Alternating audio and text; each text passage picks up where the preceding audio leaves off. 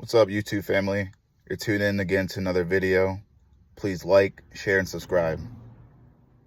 Today, I just wanted to talk about how the narcissists isolate you. They want you away from your family, your friends, those that have your best interests at mind. In the beginning of the relationship, when they're love bombing you and getting to know you, the things that they are later on down the road going to use to their benefit, use to manipulate you. They want to get to know your social circle. They want to know your close friends, your family, your coworkers, those that you engage with on a regular basis. They just want to understand how important these individuals are in your life and the impact that they had on you. And then over time, they mirror these things. They mirror these things so you can see them as being another individual, another person that can bring you the same benefit, the same good, the same positivity. And once you see those things that you've been getting from other people, the people that you've known for years, all your life, whatever the case may be, that's when they start telling you about your friends and family. They'll start talking about your friends, saying that they don't like something about so-and-so. Oh yeah, I think your friend Jeff is sneaky. I don't know, there's something about him. I know you grew up with him and he's your childhood friend, but I don't know, just the first interaction I had with him, I just don't think he's a good friend for you. You know, they try to manipulate your mind for you to question, like, I never really seen that, but, this person seems like they have my best interest at heart, so maybe I might consider it. So they go from your best friend to, even talking about your brother, your sister. They can say, hey, Sally is just mean. She just doesn't want to just listen. She's very standoffish. Just making up lies to get you thinking, get you questioning yourself, like, wow, I've known these individuals for a long time.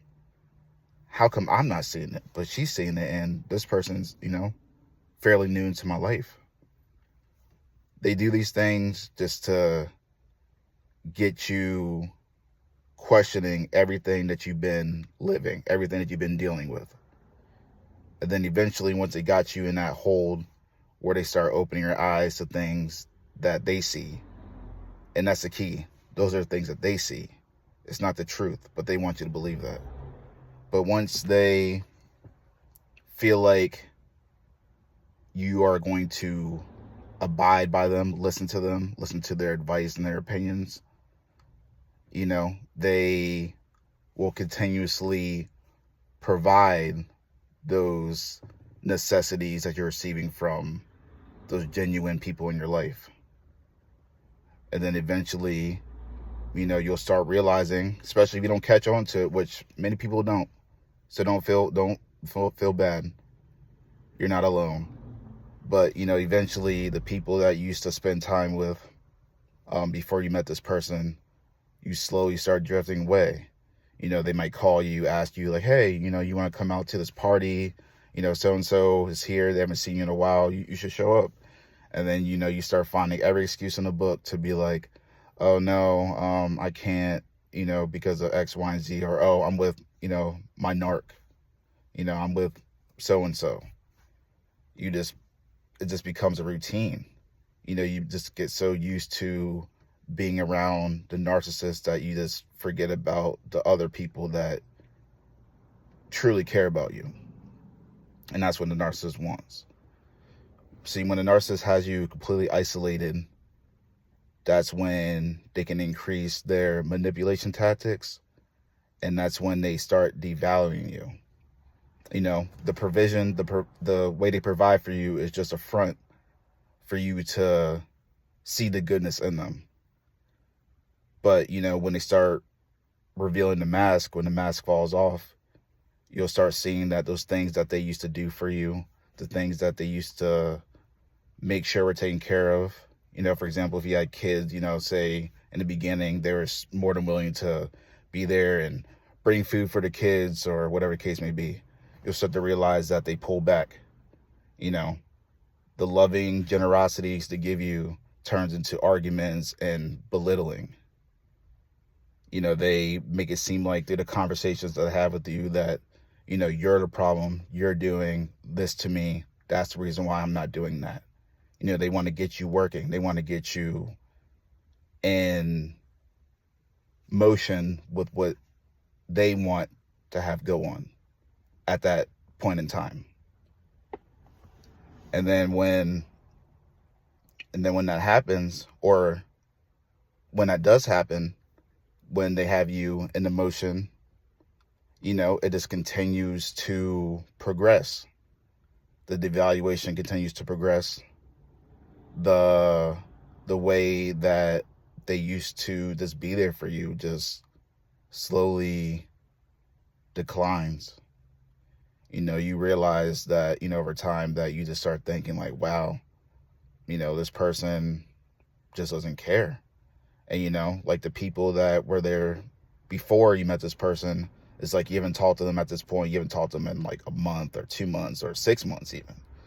And you're just like, man, you just don't know what to do. You're caught up in confusion. You don't even know how to reach out to these people because it feels like it's been so long. It feels like you don't have them anymore, you know? And sometimes you don't, dealing with these narcs. Sometimes the friends that you had in your life that, you know, maybe once they found out about you being involved with somebody, you know, maybe they gave you their 2 cents about you being involved in this relationship. You know, maybe they told you like, I don't think this is a good person, you know, something doesn't feel right. And say you just ignore them, you know, telling them that they don't know what they're talking about or it's not that bad. You know, it can be numerous conversations having that individual, and eventually they just gave up. They just, you know, left you to live your own life because they got tired of it. So, you know, you can't really fault people for that, especially when they're there for you. You don't want to listen, which a lot of us going through these situations, there was at least one person, I feel like we all can admit, there was at least one person that we told about what we were experiencing with the narcissist that told us that we need to walk away. You know, they're toxic or something's not right with them. But, you know, we all walk our own path. Sometimes we gotta go through the storm to get to the other side. So, yeah. So, like, at that point where there's no one to turn to, it's like all you have is a narcissist. And that's where they want you. And the isolation is just part of the big finale. The isolation is just I would just say, the spark to the firework. Because when they isolate you, when they make that final move of the discard, they'll be convinced that you have nobody besides them to depend on. And at that point, that's when they expect you to beg and plead. You know, even when they start devaluing you and giving you the silent treatment, which that's a video for another day. Even when they start doing that, especially when it comes to silent treatment, they expect you to beg and plead for their attention, ask them to come back, ask for a conversation, text me back, call me, just to boost up their ego, to boost up their self-esteem. Well, that's all I got for today's video, YouTube. Thank you for everyone that's tuned in. Until next time, peace.